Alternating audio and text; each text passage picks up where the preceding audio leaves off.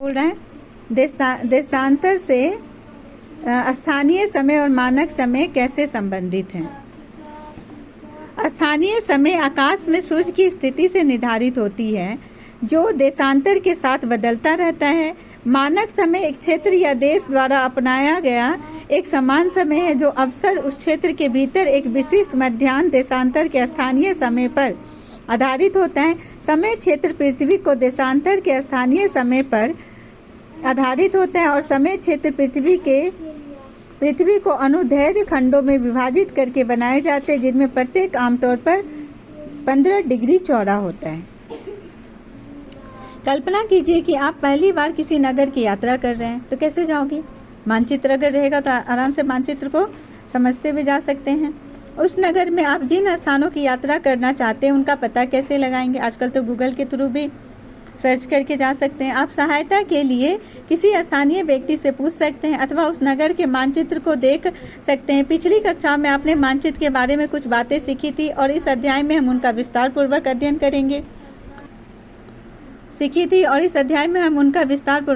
करेंगे। आइए एक खेल खेलते हैं। नीचे दिए गए लघु नगर के मानचित्र का निरीक्षण कीजिए।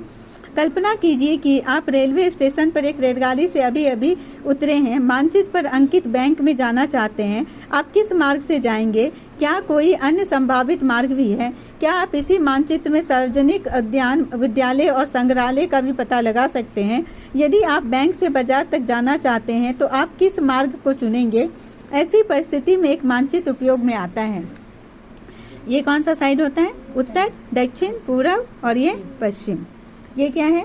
देखो, ये मानो मानचित्र है। यहाँ पर रेलवे स्टेशन है, ठीक है, विद्यालय है। इतना बड़ा बड़ा नहीं पिक्चर बनते हैं मानचित्र में, छोटा छोटा एक सिंबल के जैसा देता है ना। और छोटा जैसे मंदिर है तो छोटा सा एक सिंबल दे दिए। ये क्या है? नगर पंचायत है, बैंक है, संग्रहालय है, ठीक है, ये बाजार है। ये एक मानचित्र हो गया तुम्हारा। एक काल्पनिक लघु नगर का मानचित्र है ये। मानचित्र स्थानों का पता लगाने के लिए एक मार्गदर्शक की तरह जो यह दर्शाता है कि किसी स्थान की स्थिति कहाँ है और वहाँ तक कैसे पहुँचा जा सकता है। मानचित्र के दाएं कोने के शीर्ष पर स्थित चारों तीरों का ध्यान दीजिए, है ना, ये 4 तीर। आगे देखेंगे कि वह कैसे कुछ विशिष्ट दिशाओं को इंगित करते हैं और मानचित्र को समझने में अधिक सहायक होते हैं। आइए पता लगाएं। पृष्ठ 8 में जो दिए गए हैं चित्र 1.1, ये चित्र, ठीक है। चिकित्सालय को अंकित कीजिए। चिकित्सालय को कैसे बताओगे कि चिकित्सालय तुम्हारा कहाँ पर है? कैसे बताओगे चिकित्सालय कहाँ पर है? कहाँ पर है चिकित्सालय? दिखाओ, ये है। तो कैसे बताएंगे? किस दिशा में? पश्चिम की दिशा में, है ना, पश्चिम की दिशा में।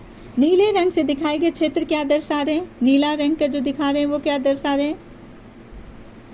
वाटर पार्क को दिखा रहे होंगे।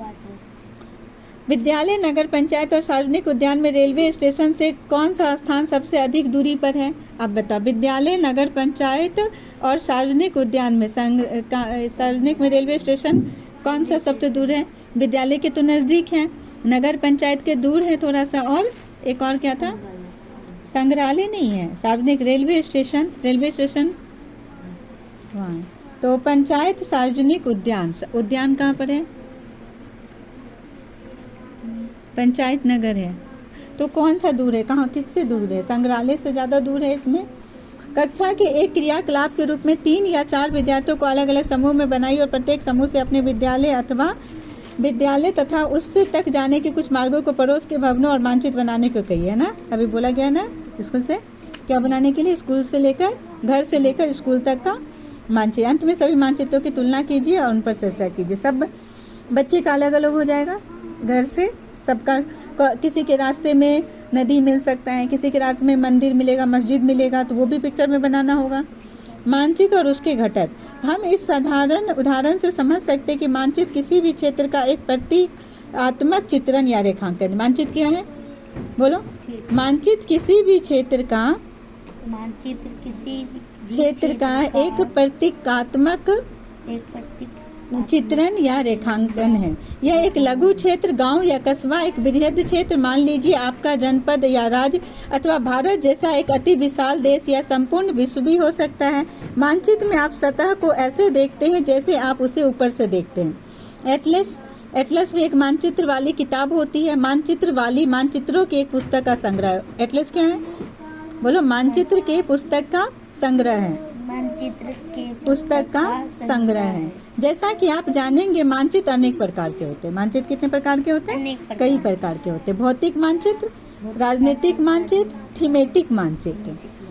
भौतिक मानचित्र क्या होते हैं? मुख्य रूप से प्राकृतिक आकृतियों जैसे पर्वतों, महासागरों, नदियों को दर्शाते हैं, है ना। राजनीतिक मानचित्र ने किसको दर्शाएगा?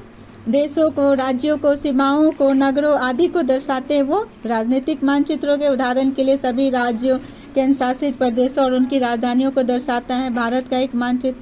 थीमेटिक मानचित्र विशिष्ट प्रकार की सूचना प्रदान करता है। उदाहरण के लिए पाठ्यपुस्तक में दिया गया है। किसी भी मानचित्र के 3 मुख्य घटक होते हैं। कौन कौन सा? दूरी, दिशा और प्रतीक चिन्ह, है ना।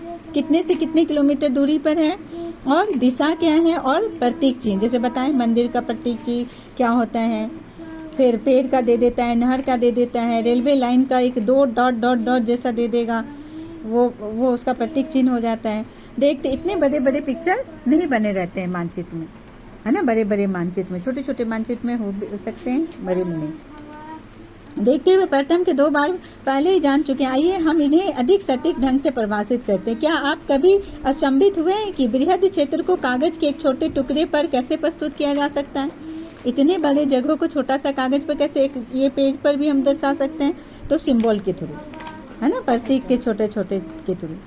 यह मानचित्र स्केल की सहायता से किया जा सकता है। हम एक लघु नगर के हमारे मानचित्र का वापस जाते हैं। मानचित्र जैसा यहाँ मुद्रित है, इसका प्रत्येक सेंटीमीटर धरातल पर एक निश्चित दूरी का प्रतिनिधित्व करता है। माना कि यह 500 मीटर तो 500 मीटर है, तो हम कहेंगे कि स्केल 1 सेंटीमीटर 500 मीटर है। अब इस पाठ्य पुस्तक के अध्याय 5 के चित्र 5.2 में भारत को मानचित्र को देखिए। स्केल नीचे बाएं कोने में एक रूलर के द्वारा दर्शाई गई है, जिसकी लंबाई के ऊपर 500 और किनारे पर किलोमीटर लिखा हुआ है ना। समानतः इसका अर्थ यह होता है कि रूलर मुद्रित मानचित्र 2.5 सेंटीमीटर मापता है, वो भूमि पर 500 किलोमीटर है ना। उस मानचित्र में क्या लिखा हुआ है देखिए। वो स्केल में 2.5 सेंटीमीटर लिया, 2.5 सेंटीमीटर यानी 500 किलोमीटर। जहाँ पर 2.5 लिखा हुआ है यानी वो धरती पर कितना किलोमीटर है? 500 किलोमीटर को वो बता रहा है। स्केल पर तो ये पेपर पर तो 500 किलोमीटर नहीं बना सकते हैं, बहुत दूर बन ही नहीं सकता है, तो उसको छोटा सा स्केल लेकर और उसमें इक्वल दे के दे देते हैं। हर मानचित्र में अलग अलग रहते हैं, है ना।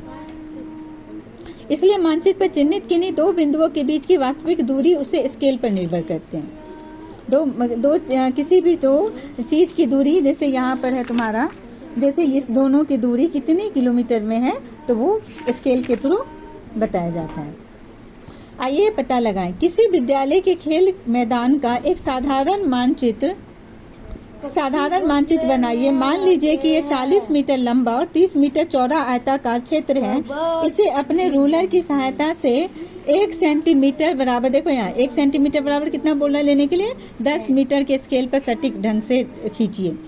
अब इस आयताकार क्षेत्र के विकर्ण को मापिए। आपके द्वारा की गई माप कितने सेंटीमीटर की है? स्केल की सहायता से खेल के मैदान के विकर्ण की वास्तविक लंबाई के मीटर गणना कीजिए। ये कंपास है। ये क्या है? कंपास।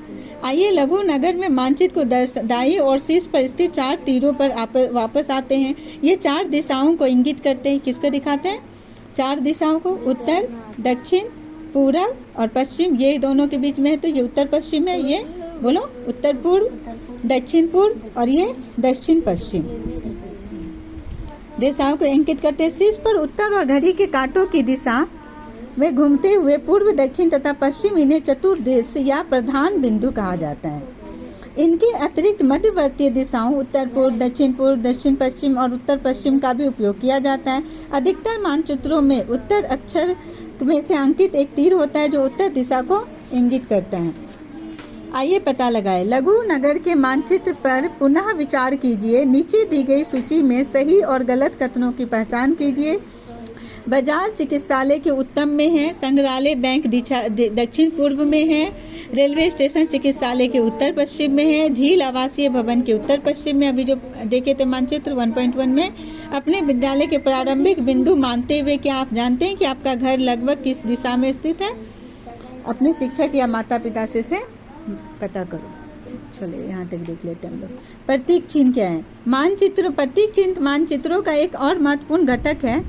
हमारे मानचित्र में वास्तविक भवनों और कुछ अन्य अवयवों के लघु आरेख ड्राइंग्स हैं, लेकिन एक बड़े नगर या एक देश के मानचित्र पर इन सभी के चित्रण के लिए पर्याप्त स्थान नहीं होगा। इसकी जगह इन आकृतियों को रेखांकन के लिए चिन्हों का उपयोग किया जाता है। उदाहरण के लिए भवनों के विभिन्न प्रकार जैसे रेलवे स्टेशन, विद्यालय, डाकघर, मार्गों, रेलवे लाइनों और नदी, ताल एवं वन के लिए प्रतीक चिन्ह है। इस तरीके से मानचित्र पर उपलब्ध सीमित स्थान पर अनेक विवरण दर्शाए जा सकते हैं। विभिन्न उपयोगकर्ता मानचित्र को अधिक सरलता से समझे, इसके लिए मानचित्र निर्माता विशिष्ट प्रतीक चिन्हों का उपयोग करते हैं। विभिन्न देश प्रतीक चिन्हों के अलग अलग समुच्चय का उपयोग करते हैं। सरकारी निकाय भारतीय सर्वेक्षण विभाग ने भारत या भारत के भागों को मानचित्र के लिए प्रतीक चिन्हों को एक संकलन निर्धारित किया है।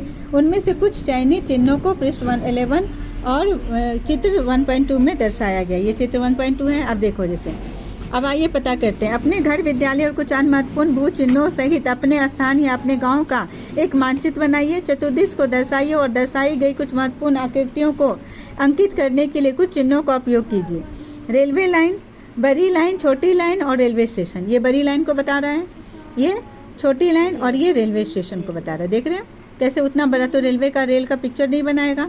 ये सड़कें पक्की और कच्ची, ये सड़क है, ये पक्की सड़क है और ये कच्ची सड़क है। सीमा अंतर्राष्ट्रीय और राज्य जिला, ये अंतर्राष्ट्रीय सीमा है, ये राज्य का है और ये जिला का है। नदी है, ये कुआं है, ये तालाब है और ये नहर है और ये सेतु के बारे में सेतु बताया है। मंदिर, देखो मंदिर का देखो सिंबल है, ये गिरजाघर का सिंबल है और ये मस्जिद का और ये छतरी। यहाँ देखो डाकघर, पोस्ट ऑफिस, पीओ से लिख दिया है, पीटीओ डाक एवं टेलीफोन कार्यालय और ये पीएस पुलिस स्टेशन का दिया हुआ है। ये बस्तियाँ और ये कब्रिस्तान, कब्रिस्तान है ना, कब्रिस्तान का दिया ऐसे दिया हुआ है, मतलब ये कब्रिस्तान है। लगभग हर मैप में, हर मानचित्र में ऐसे ही दिया रहता है सिंबल। ये वृक्ष है और ये घास उसका दिया हुआ कि यहाँ पर वृक्ष होगा, ऐसे दिया हुआ, यानी यहाँ पर छोटे मोटे घास होंगे,